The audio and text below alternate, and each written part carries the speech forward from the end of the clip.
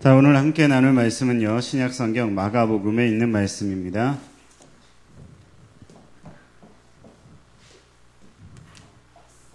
네, 자, 마가복음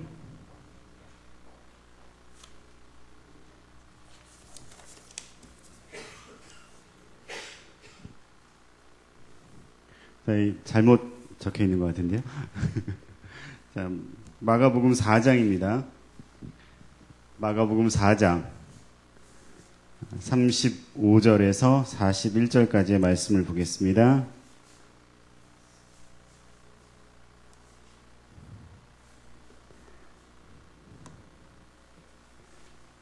다른 주보도 8장으로 나와 있는 건가요? 예. 자, 마가복음 4장이고요. 이거 지난주 본문인데 주보에 적힌 건 자, 마가복음 4장 35절에서 41절까지의 말씀을 우리 함께 교독하도록 하겠습니다. 말씀을 찾으셔서 제가 먼저 읽고 여러분이 읽는 교독으로 함께 말씀을 나누려고 합니다. 마가복음 4장 35절부터 말씀입니다. 제가 먼저 읽습니다. 그날 저물 때에 제자들에게 이르시되 우리가 저편으로 건너가자 하시니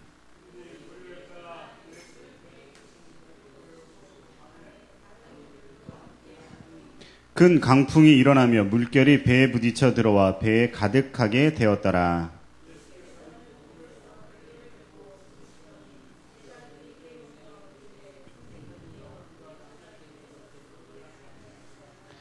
예수께서 깨어 바람을 꾸짖으시며 바다더러 이르시되 잠잠하라 고요하라 하시니 바람이 그치고 아주 잔잔하여 지더라.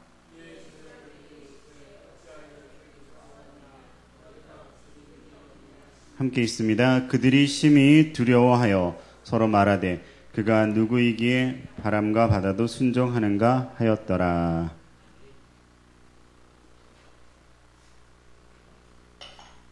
자, 오늘 말씀의 제목은요, 우리의 생각보다 더욱 크신 예수님이다 라는 제목입니다. 자, 오늘 본문을 보면요, 예수님이 제자들과 함께 저편으로 건너가자 하시면서 갈릴리 호수를 갈릴리 바다라고도 하고요, 갈릴리 호수라고도 하는데, 자, 그 저편으로 건너가자 하면서 배를 타셨어요. 근데 혼자 배만 있는 게 아니라 다른 배들도 같이 있다고 얘기를 하고 있죠. 근데 예수님이 좀 피곤하셨는지 이제 뒤에서 주무시고 계십니다. 근데 갑자기 풍랑이 일었대요. 큰 광풍이 일어나서 물결이 배에 부딪히고 배에 물이 가득하게 되었습니다. 자, 우리는 이럴 때 어떻게 해야 됩니까? 빨리 이제 물을 막 퍼내야겠죠? 어떻게든 침몰하지 않을 수 있도록 열심히 수고하고 노력을 해야 될 겁니다. 근데 예수님이 아직 주무시고 계신데요. 아직 주무시고 계시는 예수님을 보고 제자들이 이렇게 얘기합니다. 선생님이여, 우리가 죽게 된 것을 돌보지 아니하시나이까? 라고 이야기를 했다는 거예요. 제가 이렇게 좀 점잖게 편안하게 얘기해서 그렇죠. 그 당시 상황엔 제자들이 이렇게 얘기하진 않았을 거예요. 풍랑이 막 광풍이 치고 배가 막 침몰할 것 같고 배 안에 물이 가득 차고 있어요. 근데 제자들이 가서 뭐라고 얘기했겠어요? 선생님 이렇게 얘기했겠어요? 아니죠. 막 흔들고 깨우면서 선생님 이거 우리가 죽게 됐는데 도대체 뭐 하시는 겁니까? 아직까지 잠을 주무십니까? 이렇게 얘기했을 거예요. 자, 근데 예수님이 이 소리에 잠이 깨시고 일어나셔서 파도에게 잠잠해지기를 명하셨대요. 바람에게 고요해지기를 명하셨대요. 그러자 광풍이 불며 금세라도 배가 엎어질 것 같은 그 상황에 갑자기 잔잔한 바다가 된 거예요. 제자들이 갑자기 아니 도대체 이분은 누구시길래 바람과 바다도 순종하는 거지? 라고 궁금해 했다는 거죠. 자, 여러분 아시는지 모르겠지만 예수님은 목수의 아들입니다. 그리고 집안일을 열심히 도왔던 아들인 것 같아요. 목수 일을 했겠죠. 근데 예수님의 제자들 중에 누가 좀 많이 있었냐면 어부들이 많이 있었어요. 어부가 당연히 배를 관리해야죠. 그렇죠? 풍랑도 겪어봤을 거고 여러 가지 많은 위험한 일도 겪어봤을 겁니다. 당연히 어부가 이 배를 잘 움직일 수 있을 거예요. 근데 목수인 예수님한테 아니 우리가 죽게 된 걸 안 보입니까? 우리를 좀 어떻게 좀 해줘야 되는 거 아닙니까? 라고 이야기를 하고 있어요. 별로 상황에 맞지 않는 것 같아요. 훨씬 더 어부가 배를 잘 움직일 수 있을 텐데 왜 목수한테 우리를 좀 살려달라고 그러는 걸까요? 중고등학교에서 수학선생님한테 사회 문제를 좀 풀어주십시오라고 그러면 물론 풀어주는 선생님도 있긴 하겠죠. 하지만 자기 전공이 아니니까 잘 모를 거예요. 그리고 잘 모르기 때문에 그런 걸 물어보면 별로 좋아하지도 않을 겁니다. 수학선생님한테 수학을 물어봐야죠. 엉뚱한 거 물어보면 오히려 안 좋을 수 있어요. 너 뭐 하는 짓이냐, 나를 창피 주려고 그러는 거냐, 그럴 수도 있는 거죠. 근데 지금 배가 흔들리고 있는데 목수이셨던 예수님한테 뭔가를 해달라고 얘기를 하고 있어요. 자, 그냥 말만 보면 그렇게 되고 있습니다. 자, 전문 분야라는 건 아주 중요합니다. 내가 무엇을 알고 있다라는 것은 그 일에 대해서 확실한 무엇인가를 가지고 있는 거죠. 노하우를. 그래서 세상 모든 일에는 그 전문 분야를 열심히 배운 사람이 하는 게 아주 좋아요. 목사도 전문 분야를 열심히 배운 사람이 하는 것이 좋고요. 선생님도 전문 분야를 열심히 배운 사람이 하는 것이 좋죠.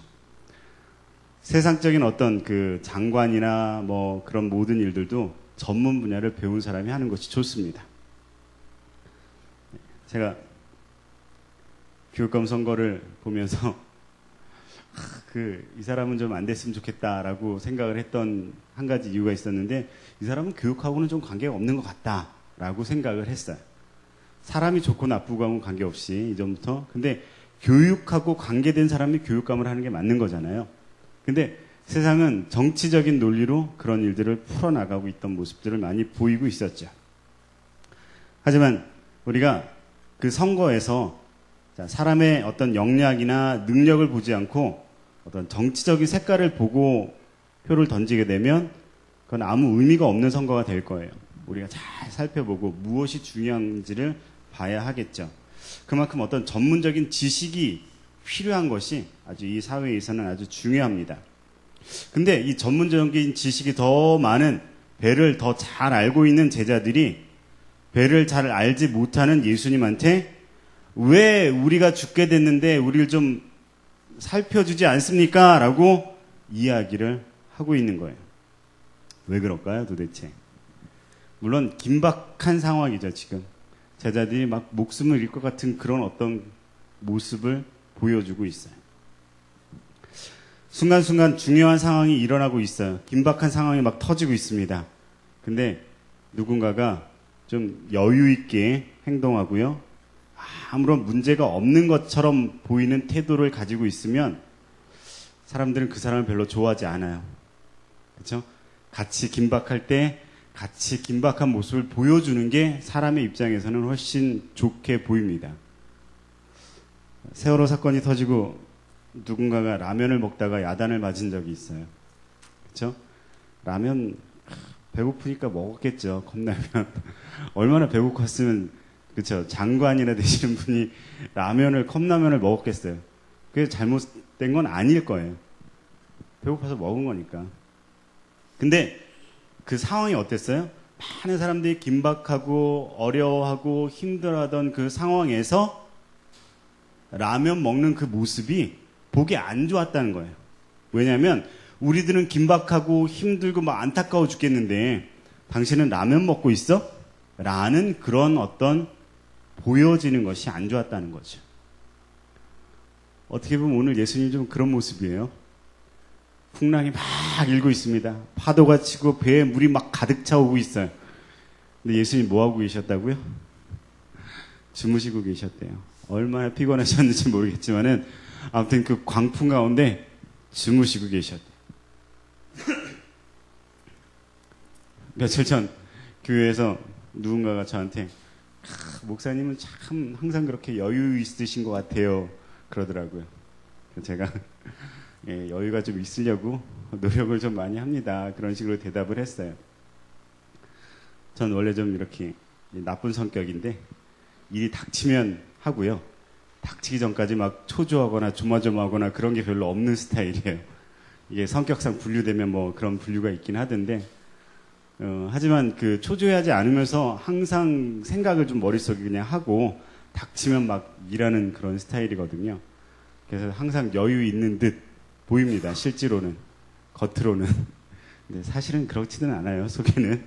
근데 다른 사람 다 바쁜데 혼자 여유롭게 보이면 그건 미운 털 박히게 돼 있어요. 회사에서도요. 막 분주하게 일하는데 혼자 별로 일 안 하는 것처럼 보이면 좋아하질 않죠. 자, 오늘 풍랑이 일었어요. 물이 막 배 안으로 덮쳐오고 있어요. 근데 예수님은 어떻게 했다고요? 잠자고 있었던 거예요. 제자들이 별로 마음에 안 들었던 거예요. 예수님이. 말로는 선생님이요 라고 부르고는 있지만 그 마음속에는 뭐 하는 거지 지금? 남들은 바빠서 막 물 퍼내고 뭐 물건 붙들어 매고 막 그러고 힘들게 하고 있는데 어떻게 잠이 오지 저게? 어떻게 된 일이지? 예수님! 우리는 우리나라 말로는 예수님 이렇게 그 님자를 붙여서 얘기하겠지만 그 당시에 이제 뭐 선생님이요, 스승이요 이렇게 불렀어요. 근데 좋은 뜻으로 불렀던 것 같진 않아요. 화가 나고 짜증나는 섞인 그런 말투. 어떻게 우리가 죽게 됐는데 돌아보질 않습니까? 원망 섞인 그런 말을 하고 있는 거죠. 근데 예수님이 그 얘기를 듣고는 잠을 깨우지? 잠 깨우는 거 제일 싫어하잖아요, 다들. 잠을 왜 깨우지? 그러고 일어나서 보고 제자들에게 한마디 말도 하지 않으시고 그냥 배 앞에 가셔서 바람 보고 파도 보고 고요해라, 잠잠해라 라고 이야기를 하니까 바다가 잠잠해진 거예요. 좀 전까지 긴박한 상황이었어요. 막 죽을 것 같은 그런 상황에서 평소엔 선생으로 존경하고 따르던 사람에게 막 짜증내면서 뭐 하는 겁니까? 그렇게 얘기하던 제자들이 어안이 벙벙할 정도로 놀라운 일이 벌어졌어요. 만약에 세월호 사건에 라면 먹은 사람이 예수님 같은 결과를 얻어냈으면 라면 먹었다고 욕먹진 않을 거예요. 그렇죠? 장관인데 라면 먹었다 치더라도 그 나머지를 잘 처리를 해서 후닥후닥 결과를 냈으면 라면 먹은 게 중요하지 않아요. 절대. 결과가 안 나오는 상황에서 뭔가 그런 모습을 보였기 때문에 짜증이 나고 화가 나는 거죠. 근데 오늘 예수님은요. 사람들이 상상할 수 없는 결과를 보여주셨어요. 제자들이 예수님을 깨우면서 기대한 건 무엇일까요? 예수님이 병자를 고치고 어떤 말씀을 잘하고 이런 것들은 보아왔어요. 근데 그 안에서 뭐 병자가 있는 것도 아니고 무엇인가 자기들이 봤던 그런 기적을 원하는 건 아니었을 거예요. 단지 그 긴박한 상황이 좀 일어나셔서 좀 같이 좀 우리 하는 것처럼 물건도 붙들고 물도 퍼내고 이런 일들을 좀 해야 되지 않겠습니까? 왜 혼자 그렇게 주무시고 계십니까? 라고 반문하는 거였겠죠. 근데요, 예수님은 그 모든 생각을 뒤집어 엎었어요. 어떻게 하셨다고요? 잠에서 깨셔서 막 허둥대고 이게 무슨 일이니? 이러지도 않으셨어요. 막 배 물건을 붙들려고 분주하게 하지도 않으셨어요. 막 물을 퍼내려고 바구니 좀 줘라 이렇게 하지도 않으셨어요. 어떻게 하셨어요? 바람을 꾸짖으셨어요. 바다더러 이르셔서 잠잠하라 고요하라 하시니 바람이 그치고 아주 잔잔해졌다라고 성경은 우리에게 말씀하고 있는 겁니다. 제자들의 생각의 범주에서 있을 수 있는 일이 아니었던 거죠. 예수님을 깨우면서 바랬던 그런 모습도 아니었어요. 전혀 상상할 수 없었던 일이에요. 근데 예수님은 그 결과를 제자들에게 보여주셨다는 거죠. 자연은 위대하다고 얘기해요. 그 위대한 자연에게 더 위대한 예수님께서 명령하셨고요. 복종을 이끌어내셨어요. 왜냐하면 그 위대한 자연이 바로 예수님의 창조물이었기 때문에 그렇다는 거죠. 예수님이 제자들이 생각하는 단순히 병자들을 고치고 기적을 베풀고 이 땅에 어떤 세력을 만들어서 눈에 보이는 나라를 만들고 한 시대의 왕이 되어야 할 사람이라고 생각하는 그 제자들의 관점하고는 전혀 다른 분이셨어요. 그분은 태초부터 하나님과 함께 하셨고요. 천지를 함께 창조하셨어요.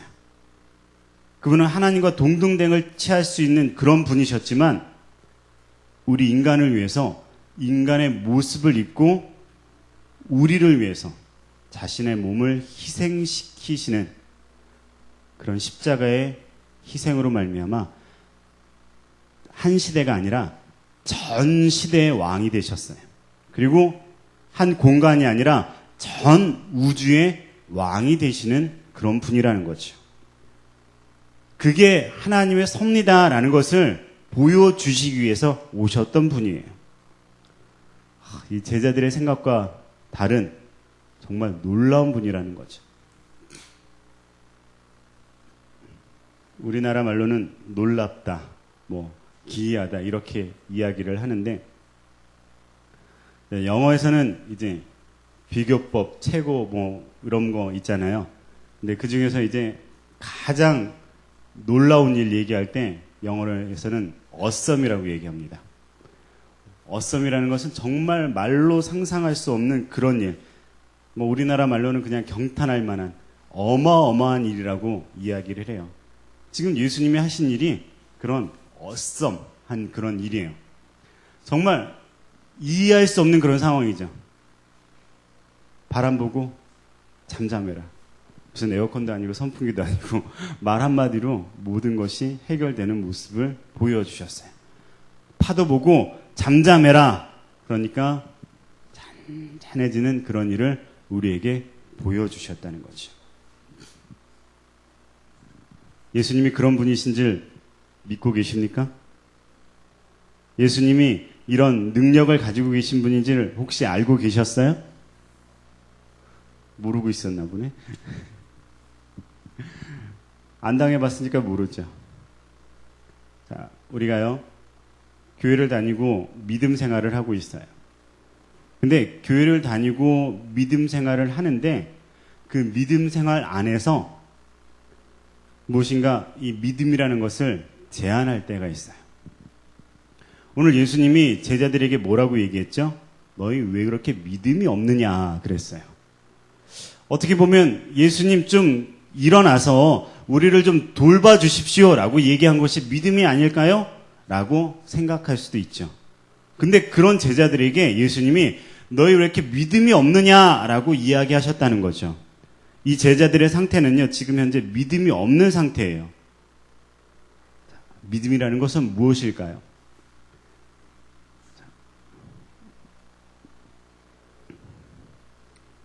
자, 교회 오면 맛있는 걸 사준다라는 어떤 믿음이 있어요.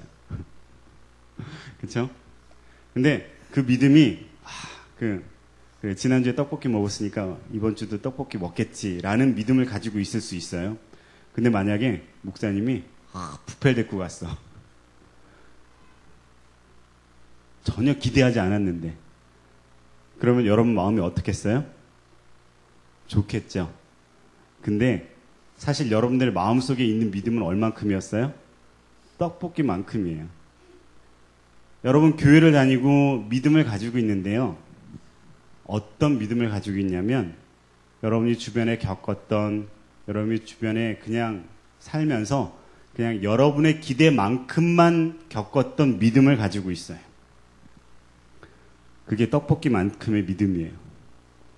근데 목사님은 떡볶이밖에 못 사줄지 몰라도 예수님은 여러분들에게 다른 것도 훨씬 더 해주실 수 있는 분이에요. 근데 여러분이 그것을 기대를 하느냐 하지 않느냐가 믿음이라는 거죠. 떡볶이를 먹겠다는 건 믿음이 아니라는 거예요. 떡볶이를 먹겠다는 건 뭐예요? 경험이죠. 그냥 습관이에요. 그냥 그만큼의 기대하는 어떤 수준이 그만큼에 머물러 있는 거예요. 근데 오늘 예수님이 얘기하는 믿음이라는 것은요, 제한을 두지 않는 것이 믿음이에요. 여러분, 믿음이 있어요? 믿음이 있다는 것은요, 예수님이 나에게 오늘 이 제자들에게 하신 것처럼 어떤 제한 없는, 내 생각의 범주와 상관없는, 내가 상상할 수 없는 어떤 어썸한 그런 일이 나에게 일어날 수 있다는 것을 인정하는 것이, 그게 바로 믿음이에요. 여러분의 삶 속에 그런 일들이 이루어질 수 있어요. 여러분의 삶 속에 내가 교회를 다니고 믿음을 가지는 것으로 기대하는 것이 무엇이 있어요? 기대하는 것 있습니까? 지금 눈앞에 있는 단순히 무엇을 경험하는 그런 것을 기대하는 건 그냥 습관이 될 뿐이에요. 하지만요, 누굴 올바로 알아야 돼요?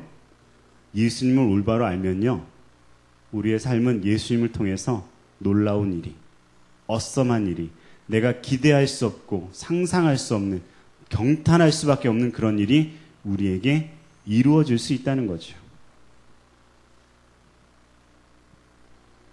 여러분, 무엇이 되고 싶으십니까? 여러분이 되고 싶은 것 그 이상으로 하나님은 여러분을 이끌어 가려고 이미 준비하고 계심을 믿으시기 바랍니다. 여러분, 여러분의 문제 가운데 지금 내가 그 문제를 보고, 하나님, 내가 이렇게 기도하는데 좀 해결해 주면 안 되십니까? 라고 기도하면 만약에 그거는 오늘 이 제자들과 같은 모습일 수 있어요. 하지만 그 문제를 보는 것이 아니라 누굴 봐야 돼요? 예수님을 보면, 더 큰 예수님 보면, 우리가 생각하는 것보다 더욱더 크신 그 예수님을 바라볼 수 있다면 그 문제의 해결보다 더 큰 일을 우리에게 해결해 주실 수 있는 예수님을 경험할 수 있게 된다는 거죠. 우리가 생각을 멈춰야 돼요. 어떤 생각이냐면 내가 가지고 있는 생각, 내가 가지고 있는 교회 생활, 내가 가지고 있는 어떤 믿음 생활, 이런 것은 여기까지다 라고 생각을 하는 그 생각을 멈춰야 돼요. 우리는 그 생각으로 내가 이만큼 했으면 됐지라고 하는 자기 만족을 얻기 위해서 신앙생활을 하는 경우가 있다는 거죠. 그건 믿음이 아니에요. 자기 만족을 위해서 무엇인가를 제한을 두고 자기 만족을 위해서 여기까지면 된다. 자기 만족을 위해서 여기까지가 안 이루어질 때 오히려 어떻게 행동했다고요? 예수님, 왜 날 돌보지 않습니까? 라고 이야기하는 제자들처럼 행동하면 안 된다는 거죠. 어떻게 행동해야 돼요? 예수님은 바람도 잠잠하게 하고 파도도 잠잠하게 하고 죽은 사람도 살릴 수 있고 우리 인생 가운데 어떤 문제 가운데 있다고 할지라도 그 문제를 능히 해결해 주실 수 있는 분이니까 그 예수님 자체를 기대할 수 있는 우리가 돼야 한다는 거예요.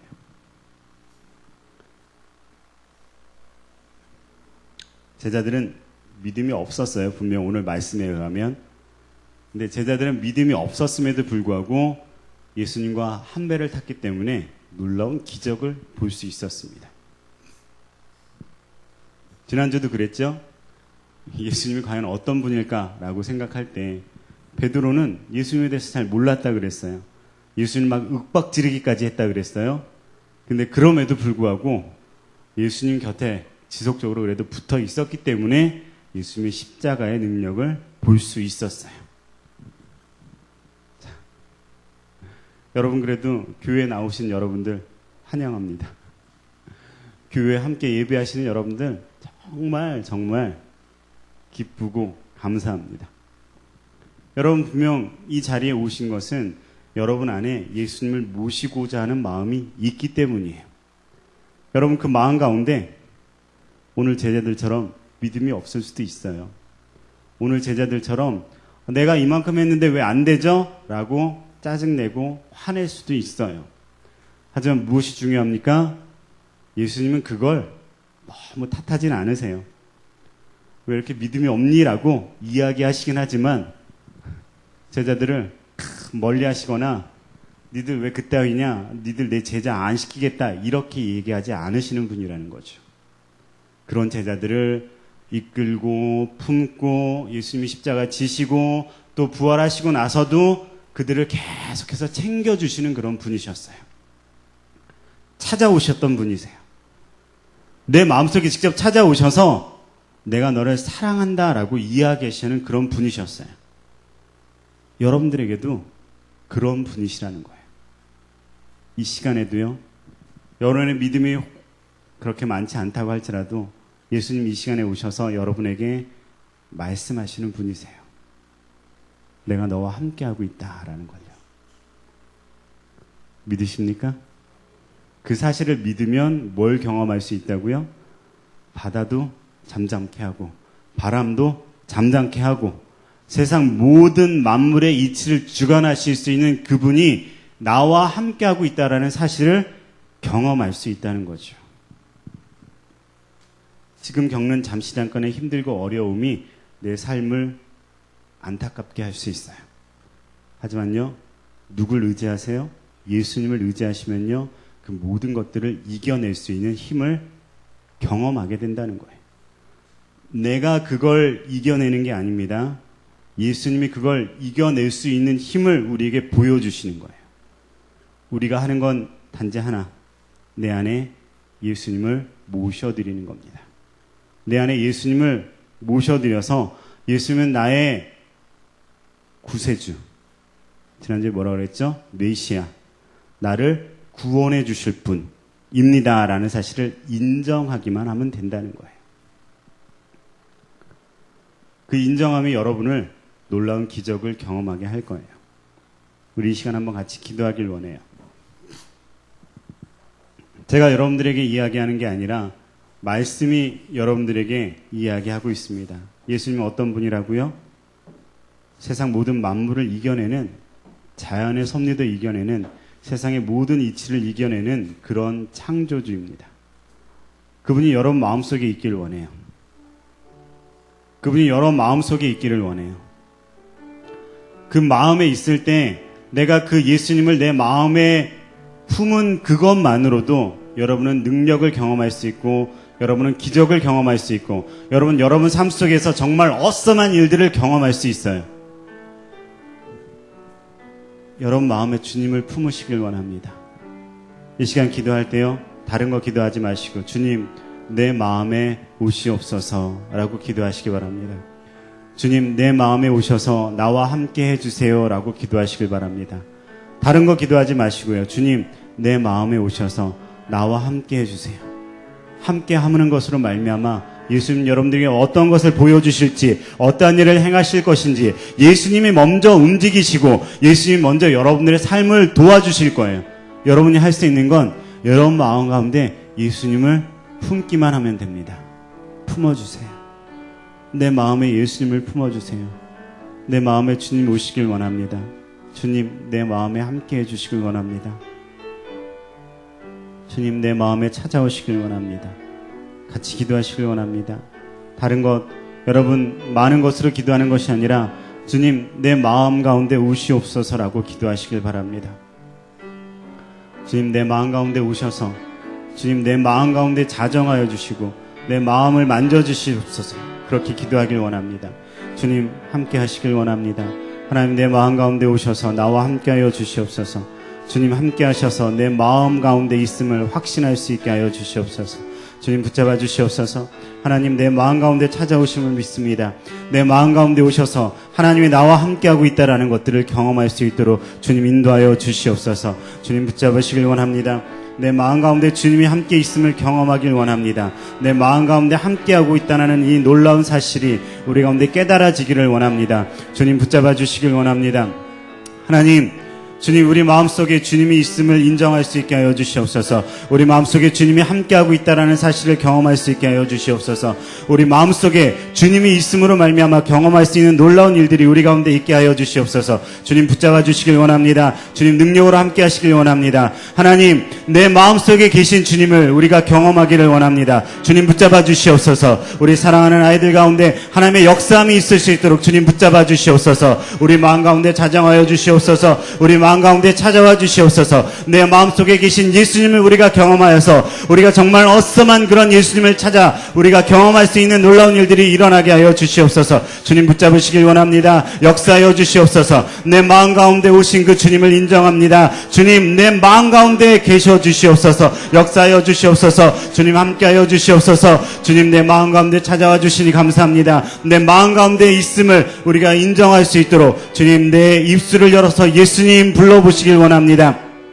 내 마음 가운데 주님이 함께 하심을 인정하게 되기를 원합니다. 아버지 하나님 함께 하여 주시옵소서. 주의 역사함으로 말미암아 주의 성령이 우리 가운데 있기를 원하고 주의 역사함으로 말미암아 내 안에 인정되어지는 주의 역사함이 있기를 원하오니 주님 붙잡아 주시옵소서. 주님 함께 하여 주시옵소서. 하나님의 역사함으로 주님 우리 가운데 함께 하여 주시옵소서. 주의 역사함이 우리 마음 가운데 예수님이 있다라는 사실을 인정할 수 있게 하여 주시옵소서.